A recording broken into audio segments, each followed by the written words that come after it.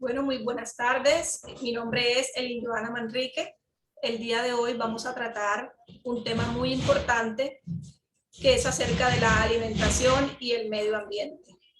Más que una charla de tipo informativo, lo que queremos hacer es el día de hoy una reflexión sobre aquellos riesgos que representa actualmente la alimentación. Por eso vamos a dar nuestro punto de vista desde la toxicología ambiental, razón por la cual la charla de hoy la he titulado Alimentación y Medio Ambiente, visión desde la toxicología ambiental. Bueno.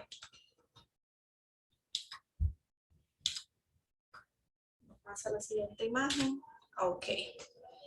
Bueno, muy bien. En términos generales, la contaminación ambiental supone un riesgo enorme para la seguridad alimentaria y este es un problema que precisa de manera real que todas nuestras actuaciones sean consecuentes.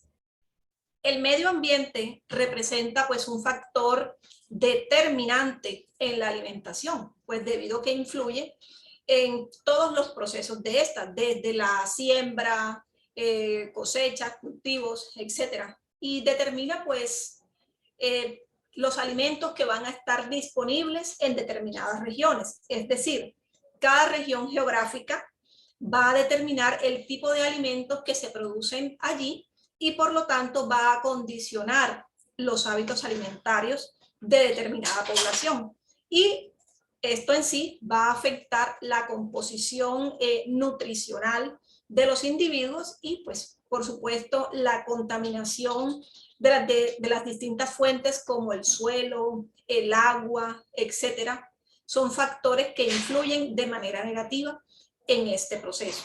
Entonces, la contaminación ambiental, tanto la producida por el hombre, ya sea por fábricas o por determinada labor que se realiza en una zona, por ejemplo, la minería, cerca de las tierras de cultivo, pues predisponen a que las personas que viven en ese área estén expuestas a todos esos factores de riesgo debido a la alimentación que éstas reciben.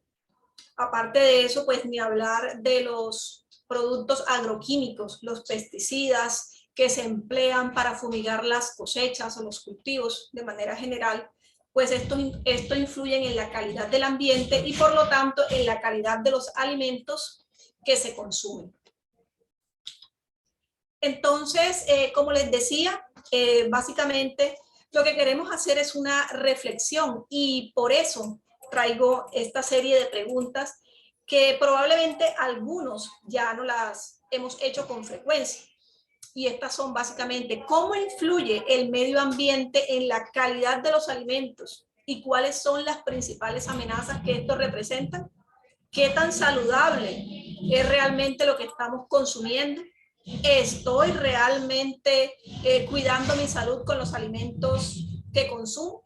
¿Qué sustancias están permitidas y en qué niveles son permitidas en los alimentos que se consumen en determinada región o en los alimentos que llegan a mi mesa? ¿Quién controla la presencia de estas sustancias? ¿Cuáles son esas sustancias? ¿Y qué impactos pueden producir con el tiempo en la salud de mis seres queridos? Por ejemplo, la alimentación que le doy a mis hijos. ¿Qué impacto negativo puede tener esta alimentación en ellos con el transcurrir del tiempo? Bueno, en el marco de la contaminación ambiental, algunos metales pesados, por ejemplo, que contaminan los alimentos, forman parte de la corteza terrestre de manera, digamos que natural. Ellos están allí presentes de manera inevitable. Y los efectos de estos van a depender entonces de la concentración en la que están llegando de manera natural, porque ellos son contaminantes o sustancias que encontramos normalmente en la naturaleza. Pero dependiendo de las actividades antrópicas, es decir, de las actividades propias del ser humano relacionadas con la ocupación, con la industria, con los procesos, por ejemplo, de minería, muchas de estas sustancias como son el mercurio, el plomo, el cadmio, el aluminio, el arsénico y muchas otras más, van a comenzar a presentarse en cantidades mucho mayores, de tal manera que van a pasar a llamarse contaminantes ambientales. Entonces ya no podemos considerarlos como sustancias que se encuentran de manera natural en la naturaleza, porque son productos de esas actividades antrópicas. Y todos estos metales se van sumando, van aumentando su concentración en múltiples alimentos y son productos básicamente entonces ¿de qué? De esa industrialización global que estamos viviendo. Entonces es así como todos estos productos asociados a la industria vamos a encontrarlos en cantidades mucho mayores, por ejemplo, en pescados, en hortalizas, en frutas. Si observamos esta imagen, pues observamos una imagen donde podemos ver un plato que podríamos considerar saludable, un plato sumamente delicioso. Aquí tenemos, por ejemplo, pescado a la plancha, acompañado por verduras. Podríamos decir, ¿no? La alimentación que recibo es completamente saludable, pues el pescado aporta ácidos grasos esenciales para el desarrollo, por ejemplo, del cerebro de mis hijos, aporta el fósforo necesario para la nutrición que ellos necesitan y para mí misma. Pero nos hemos puesto a pensar, ¿cuál es la procedencia de este pescado? Este es un pescado que es nacional, es importado. ¿Quién ha controlado la cantidad de partes por millón de mercurio o de plomo que pueden estar presentes en ese pescado? ¿Ese pescado procede de una zona contaminada? Son muchos interrogantes generados a partir de un simple plato de comida, pero un simple plato de comida puede representar la diferencia entre la salud y la enfermedad. Entonces, aquí vemos una gran cantidad de alimentos, pues nosotros cuando pensamos en una alimentación saludable, viene a nuestra cabeza pues esa imagen donde encontramos los alimentos reguladores, los alimentos energéticos, los alimentos constructores. Ya sabemos pues que los constructores están representados por proteínas, por ejemplo, las carnes, ya sea de cualquier origen, pescado, pollo, etcétera.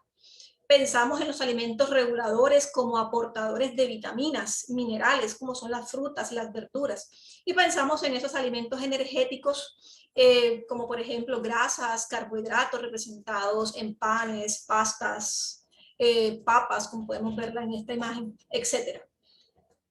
Pero el problema pues es mucho más a fondo cuando pensamos en la alimentación de manera saludable, porque tenemos que tener presente que actualmente estamos empleando muchos productos agroquímicos, precisamente para poder obtener todos estos productos que llevamos a nuestra mesa, para poder obtener estas frutas tan hermosas o estas verduras que observamos en esta imagen. ¿Dónde están siendo cultivadas? ¿Con qué están siendo fumigadas? La tierra de cultivo donde se siembran esas frutas, esas hortalizas, esas verduras, es una tierra alejada de las zonas mineras, es una tierra que está alejada de fuentes de agua contaminadas, por ejemplo, con mercurio, producto de la minería, por ejemplo, del oro. No lo sabemos, no lo sabemos. Y probablemente muchas de las enfermedades que actualmente se están presentando, a pesar que consideramos que tenemos una alimentación saludable, puede estar representada en los alimentos que consumimos, puede deberse a los alimentos que consumimos, porque estos pueden estar presentando rastros de pesticidas, de plaguicidas, de metales pesados que están llegando a nuestro organismo y están ocasionando o están potencializando enfermedades degenerativas. Entonces es muy importante hacerse esas preguntas y ponernos a reflexionar sobre la importancia de la calidad de los alimentos que ponemos en nuestra mesa. Entonces aquí pasamos al tema de calidad, cantidad de los contaminantes. Bueno, generalmente pues muchas personas prefieren los productos importados a los productos nacionales, ya sea por bajo costo o porque puedes conseguir determinados productos en diferentes épocas del año, y es que la globalización ha permitido que, por ejemplo, frutas que no están disponibles en enero pues puedan venir de otros países porque allá se cultivan dependiendo de los pisos térmicos que allá se tienen. Entonces, como les decía inicialmente, de cierta manera, el medio ambiente decide qué tipo de alimentos se consumen, ya que en él influye el clima. La climatología, entonces, es un factor determinante, no solo por los productos que se cultivan en cada zona, sino también por las técnicas de procesado y de conservación que se aplican a los alimentos. Recordemos que una de las técnicas milenarias de conservación de alimentos es la salación. Salar los alimentos nos permitía antes conservarlos durante mucho mayor tiempo. Precisamente el clima aquí estaba perfectamente relacionado. Entonces, los factores ambientales definen en gran parte estos aspectos. El tipo de suelo, la altitud y el clima son fundamentales para el crecimiento de cada cultivo y son fundamentales entonces para poder obtener toda esa gran variedad de alimentos que se recolectan. ¿Este hecho qué implica? Bueno, este hecho también implica el desarrollo de la calidad y de la cantidad, no solamente en la producción de tipo vegetal, sino también en la producción animal. Recordemos que el forraje o la alimentación que se da al ganado o a los alimentos de corral también está relacionado directamente con el clima. Entonces, este hecho queda... Con la globalización, este hecho queda bastante paliado, pues podemos acceder a alimentos durante todo el año, incluso alimentos que no se dan en nuestros pisos térmicos. Bueno, muy bien. Y pues este preámbulo nos permite hablar también del medio ambiente como fuente de contaminación. Recordamos, bueno, traigo aquí en este slide esta noticia que salió en el periódico El Tiempo. El tenista colombiano Robert Farah dio positivo para una prueba de dopaje. Esta noticia fue del año pasado, 2020, donde la Federación Internacional de Tenis informó que uno de nuestros deportistas, muy bien rankeados, si no estoy mal, estaban en el número 1 de la ATP, salió positivo para boldenona. La boldenona, pues como todos sabemos, es un anabólico, es una sustancia que se permite aumentar, por ejemplo, masa muscular. Y la defensa del tenista estuvo basada en ¿qué? En que la carne que consumió tenía presencia o trazas de boldenona. Y nuevamente entonces allí nos surgen los interrogantes. Hormonas utilizadas en las carnes. ¿Cómo afecta esto el organismo humano? Está generando procesos en el organismo humano, pero no solamente el problema son las hormonas, el problema también son los antibióticos. Actualmente hablar de antibióticos en el ganado es un grave problema de salud, porque también ha sido origen de la llamada resistencia bacteriana. Cada día encontramos bacterias que son mucho más resistentes a los antibióticos que tenemos debido a que no solamente se hace mal uso de los antibióticos en los seres humanos, sino que también los antibióticos se emplean para tratar las enfermedades en el ganado.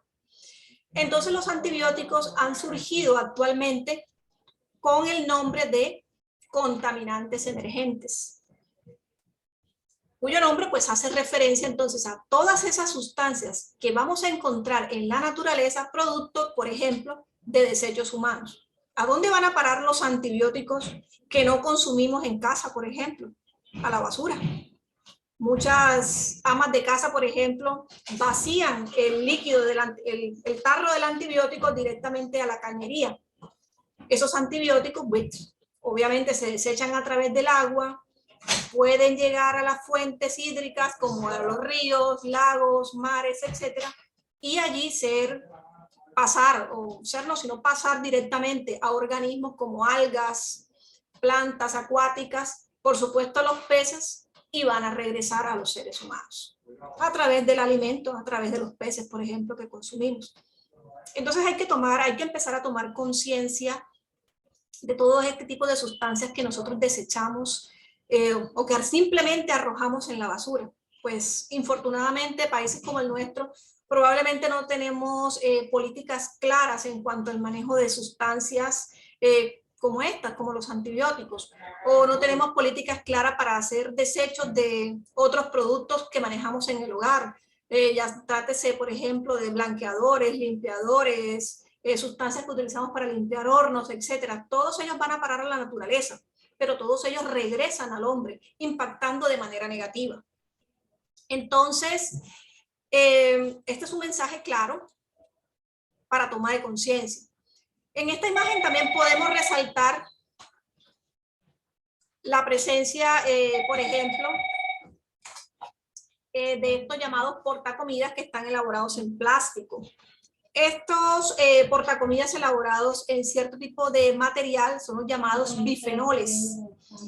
Los bifenoles son sustancias que vamos a encontrar en los plásticos que llevamos, por ejemplo, al horno o por ejemplo, en los tarros o los botilitos, los tarros o botilitos en los que agregamos el agua.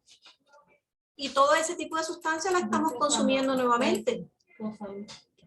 Por ejemplo, en el caso de los bifenoles, cuando calentamos o metemos al microondas, estos se activan, ingresan a nuestro organismo.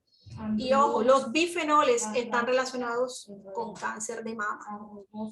Entonces, tenemos que tener conciencia acerca de esto y pues considerar que el plástico también es uno de los llamados contaminantes emergentes. Son toneladas de plástico las que se arrojan al mar, a los vertederos de basura, etc. ¿Y por qué están considerados contaminantes emergentes? Porque también reciben el nombre de los llamados disruptores endocrinos.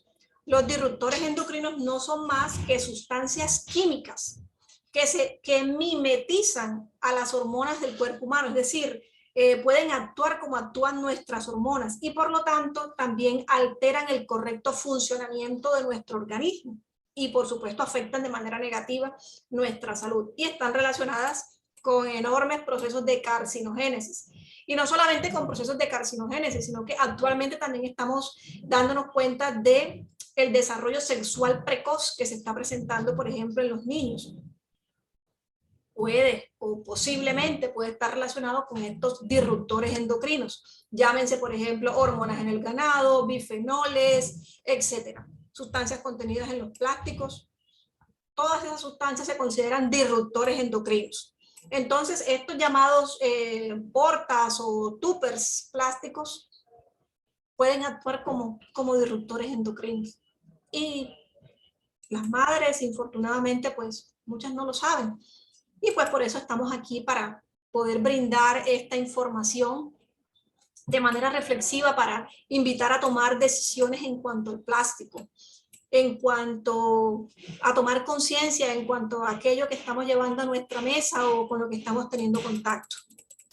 Entonces todas estas sustancias químicas, absolutamente todas, pueden ir acumulándose en nuestro organismo y generar intoxicaciones no necesariamente agudas. La intoxicación puede ser crónica o el daño puede ser crónico y puede ser tan tan largo tiempo o tomar tanto tiempo que al final puede manifestarse, por ejemplo, como un proceso de cáncer y por supuesto sabemos la alta mortalidad que está asociada al cáncer. Bueno, sigamos acá con la siguiente slide. Entonces, ¿el medio ambiente como fuente de contaminación? Por supuesto que sí. La contaminación, pues, como les decía, puede ser por sustancias químicas, que pueden provocar intoxicaciones agudas, enfermedades de larga data, como el cáncer, etc. Sabemos también, pues, que muchas enfermedades de tipo agudo que se presentan en los seres humanos, pues, pueden estar relacionadas directamente con la presencia de microorganismos, llámese, por ejemplo, micotoxinas, aflotoxinas, shigella, todos estos microorganismos, Escherichia coli, etcétera, que se encuentran en los alimentos por mal lavado, pero que nosotros con una buena técnica de manipulación podemos deshacernos de estos. Acá, por ejemplo, en esta imagen les traigo una serie pues, de contaminantes que podríamos llamar de tipo natural. Por ejemplo, en el caso de las llamadas toxinas naturales. como por ejemplo aquí tenemos una imagen del maíz.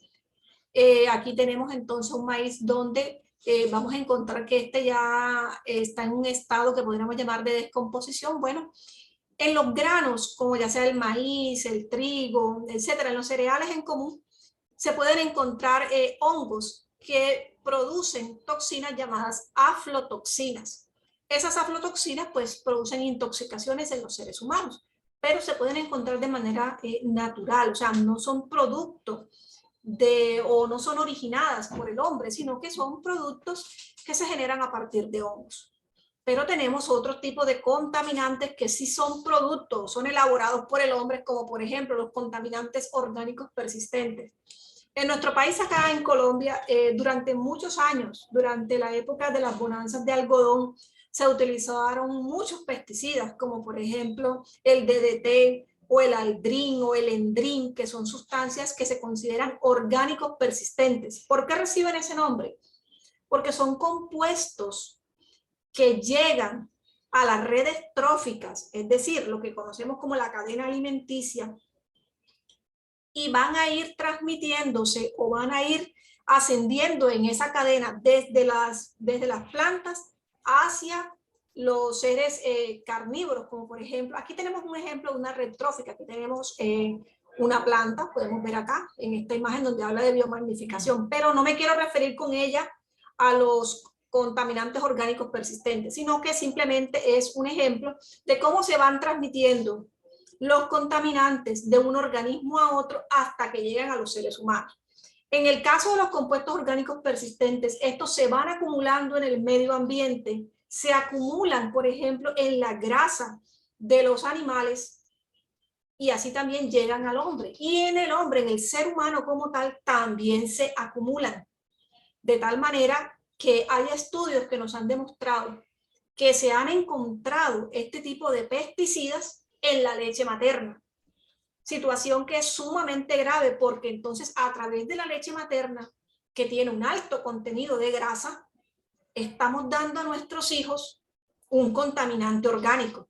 Es decir, ya ni la leche materna se encuentra libre de los contaminantes.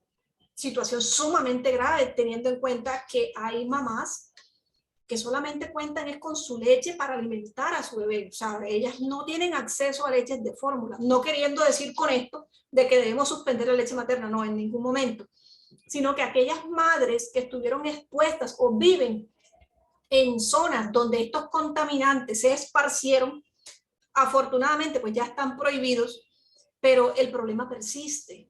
Y hay que saber qué niveles de contaminantes podemos encontrar en esas zonas. Esto es muy importante. Estos estudios hay que realizarlos, por ejemplo, aquí en Colombia, en una zona que conocemos como los Montes de María, donde se han presentado una gran cantidad de patologías degenerativas. Es muy importante entonces empezar a medir estos niveles de contaminantes.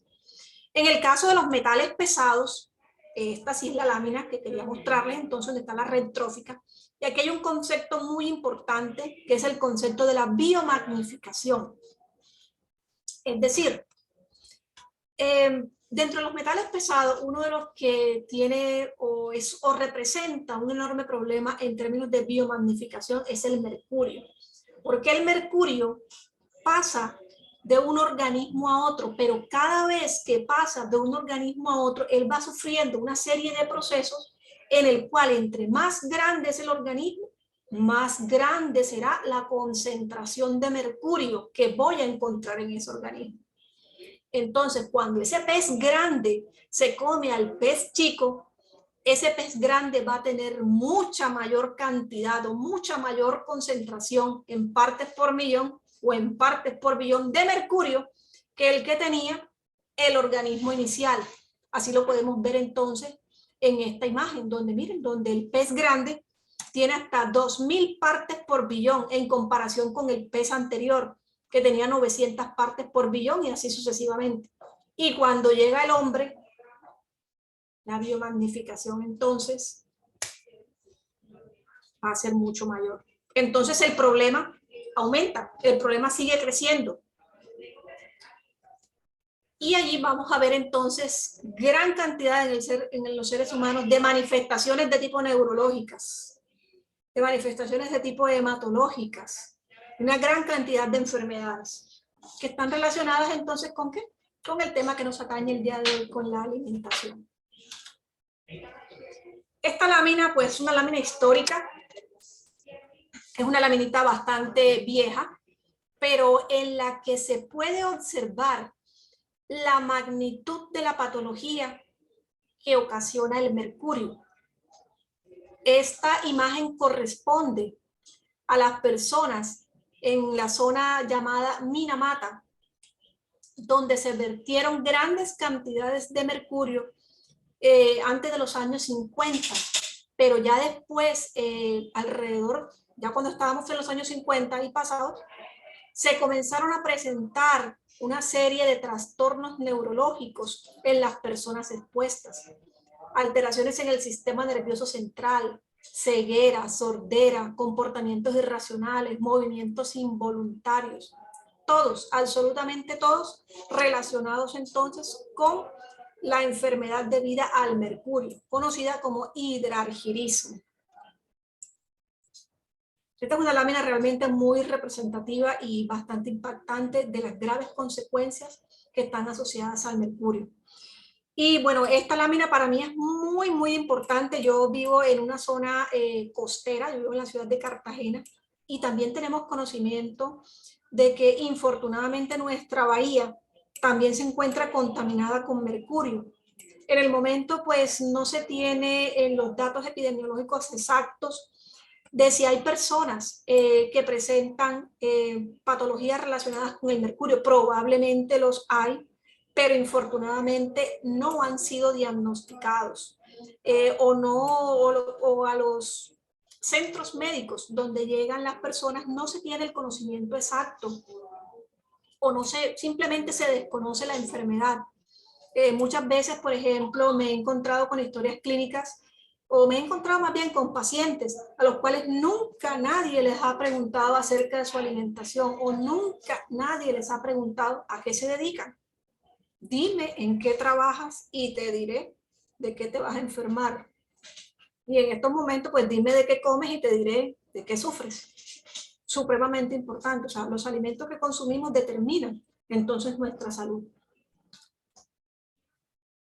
Bueno, entonces,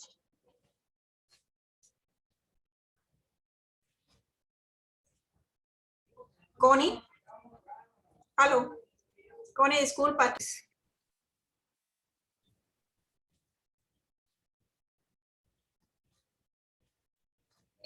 Connie, disculpa, ¿podríamos parar un segundo, por favor? 3. Bueno, habíamos tenido un poquito de fallas técnicas, pero ya estamos nuevamente acá. Pues estábamos hablando, perdón, me devuelvo acá, estábamos hablando sobre la enfermedad asociada entonces a los niveles de mercurio.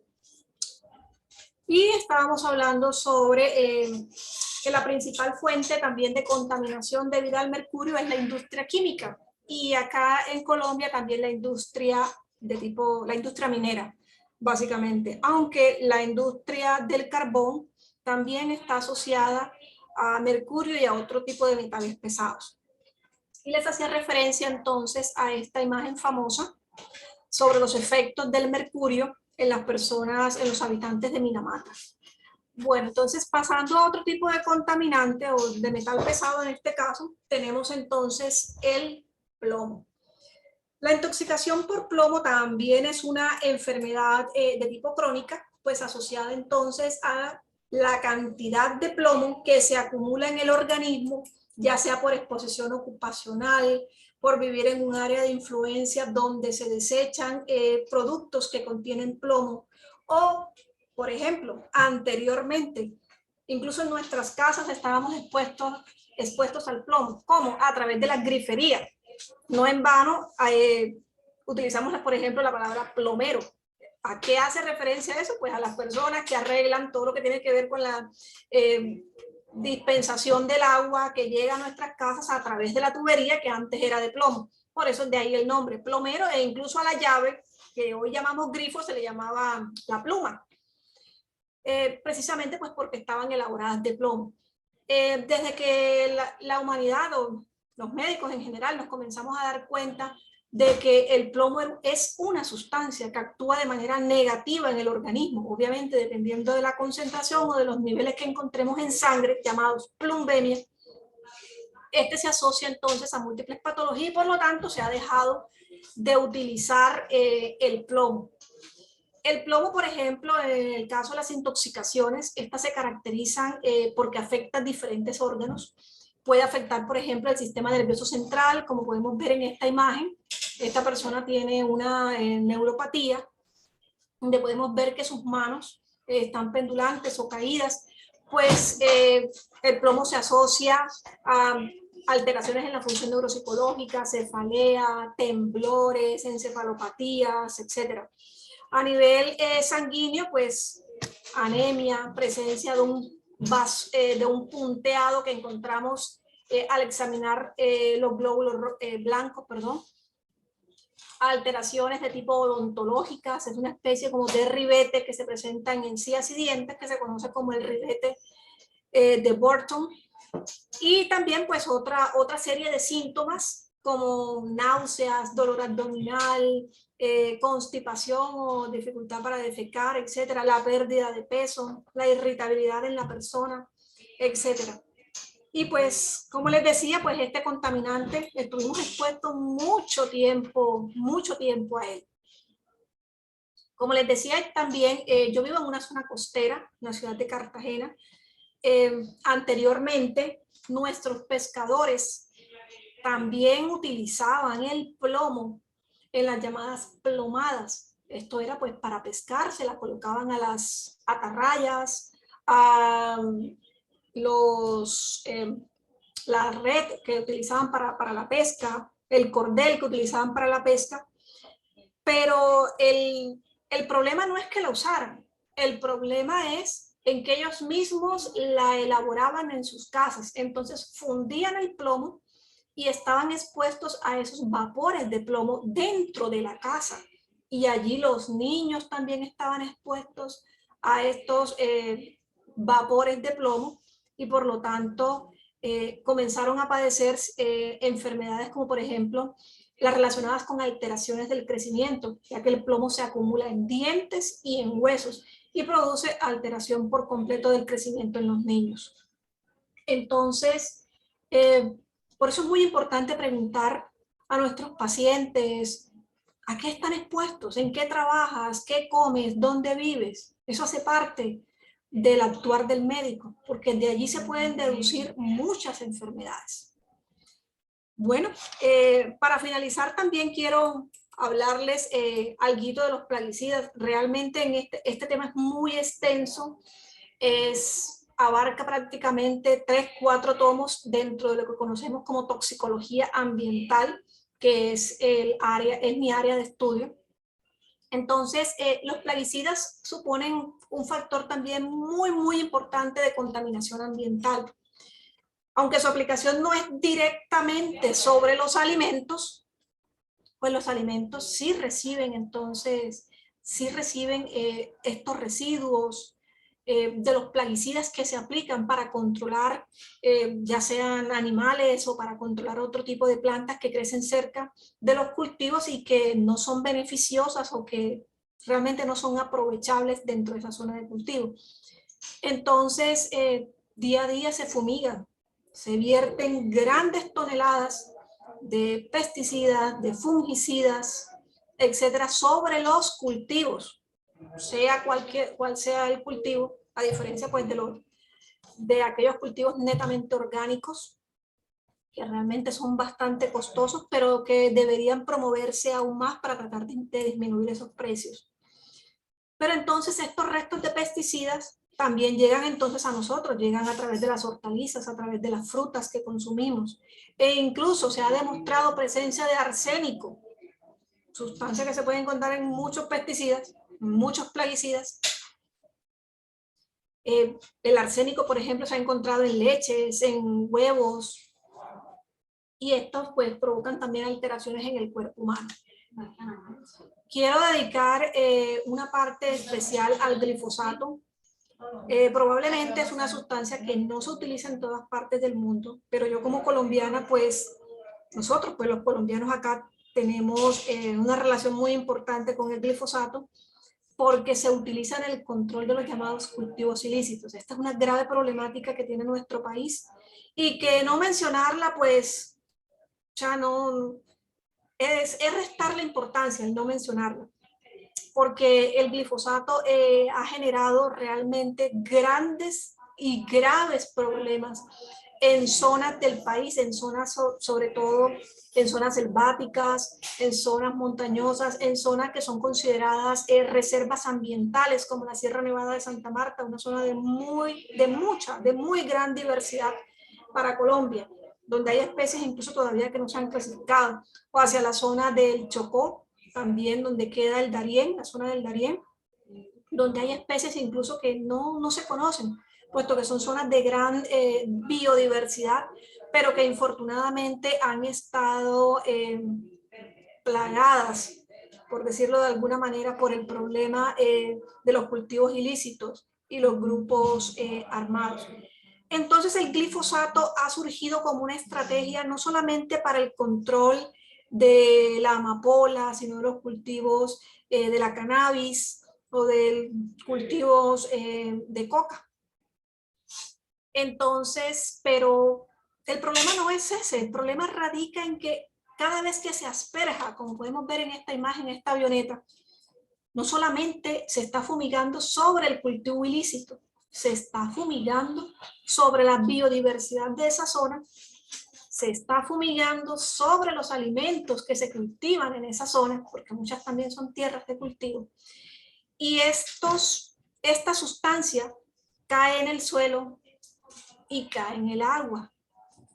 Y allí entonces es donde sí empieza el problema real, porque allí, además de matar los cultivos ilícitos, también mata o arrasa con especies nativas, sean animales o sean vegetales, infortunadamente.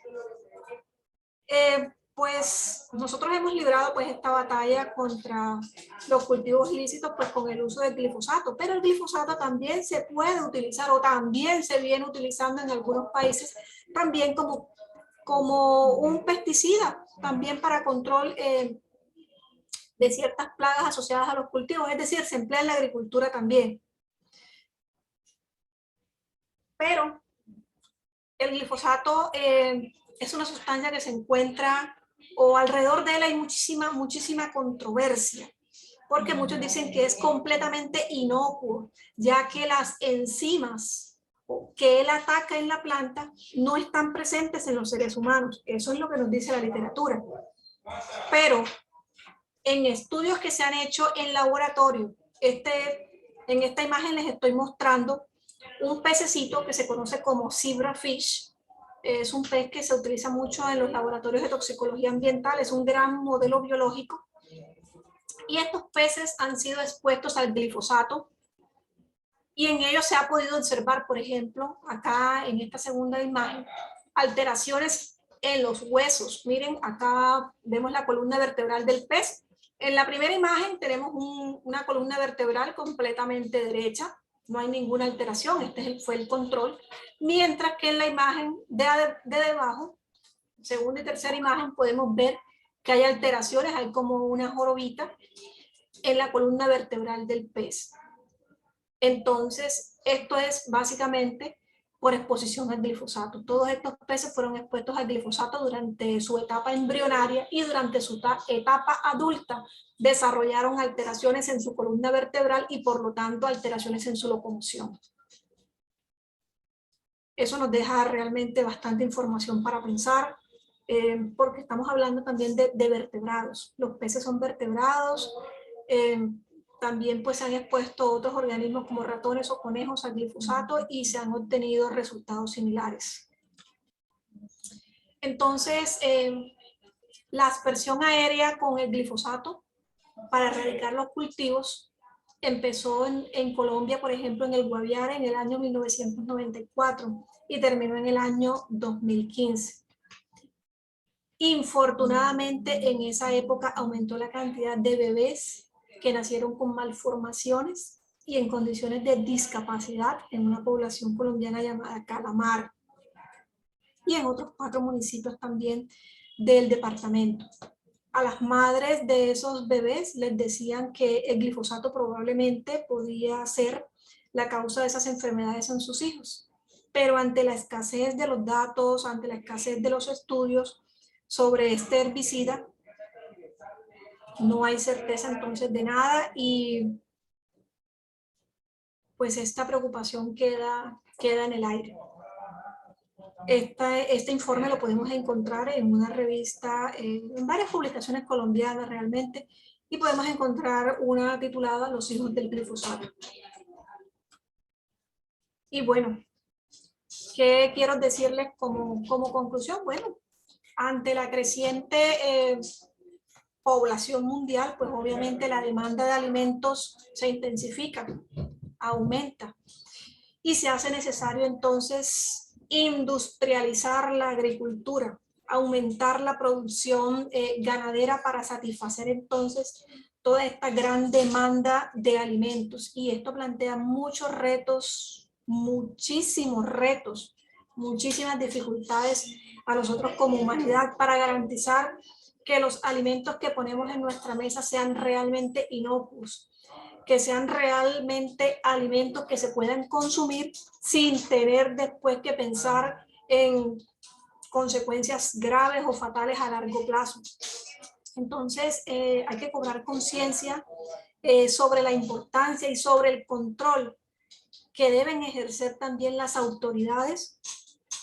Es muy importante que nosotros como ciudadanos comencemos a exigir a nuestras autoridades a nivel local o a nivel nacional sobre la importancia de medir todos aquellos contaminantes ambientales que pueden estar presentes en los alimentos y que potencialmente podrían traducirse en un riesgo enorme para la salud humana, un peligro realmente para las familias y para las nuevas generaciones. Finalmente, quiero invitarlos a que revisen este artículo que se denomina Elementos tóxicos y esenciales en sardinas y atunes de Colombia.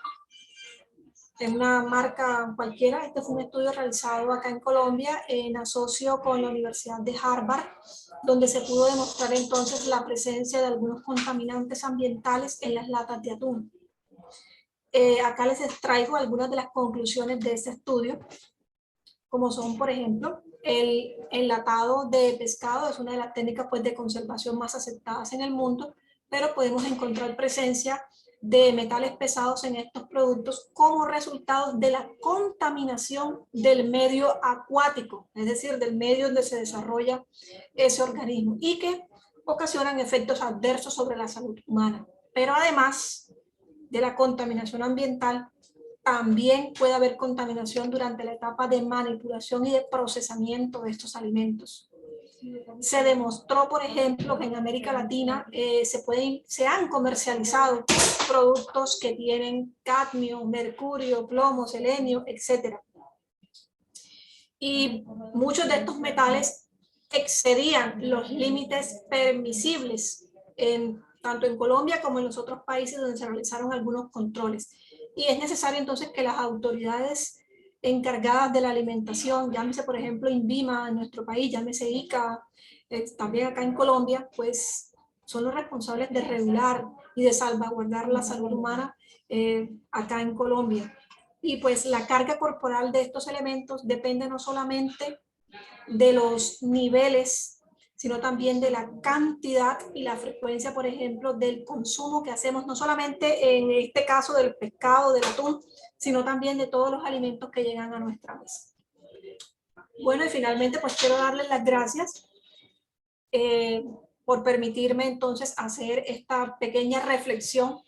Espero que realmente esta sea una invitación a revisar, por ejemplo, etiquetas de los productos, procedencia de los productos, llámense enlatados, alimentos procesados, hortalizas, todos los alimentos que llegan a nuestra mesa. Realmente es muy importante comenzar a tener control sobre estos aspectos, a pesar de que pues, en el mundo existen regulaciones como el llamado Códex Alimentario, donde podemos darnos cuenta de cuántas partes por millón son permitidas de diferentes sustancias. idealmente no debería haber sustancias o contaminantes en nuestra alimentación. Sabemos que debido al aumento de la población, pues la agricultura y en términos generales la industria productora de alimentos ha tenido que ir creciendo a la par o ha tenido que ir industrializándose, pues se hace mucho más difícil el control.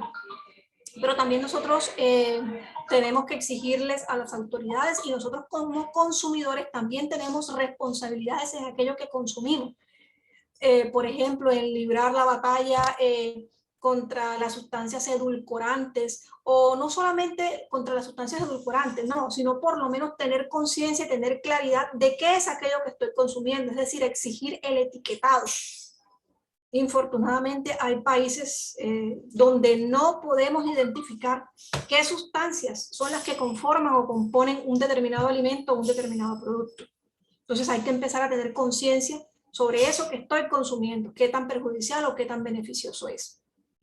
Hay otro tema, pues, que infortunadamente pues no lo traje a esta charla porque es un tema bastante controversial y son sobre los alimentos genéticamente modificados. Me gustaría invitarlos a que revisaran ese tema y si en alguna otra próxima oportunidad podemos revisarlo, pues también sería muy interesante, sobre todo en el tema del maíz, en el tema de la soya y de otra serie de cereales que actualmente están siendo genéticamente modificados y que no está esto informado en las etiquetas de los productos. Entonces, esa es la invitación. Tenemos que ser vigilantes de todo aquello que consumimos, de todo aquello que llevamos a nuestra mesa, por la salud nuestra y la salud pues, de nuestros seres queridos.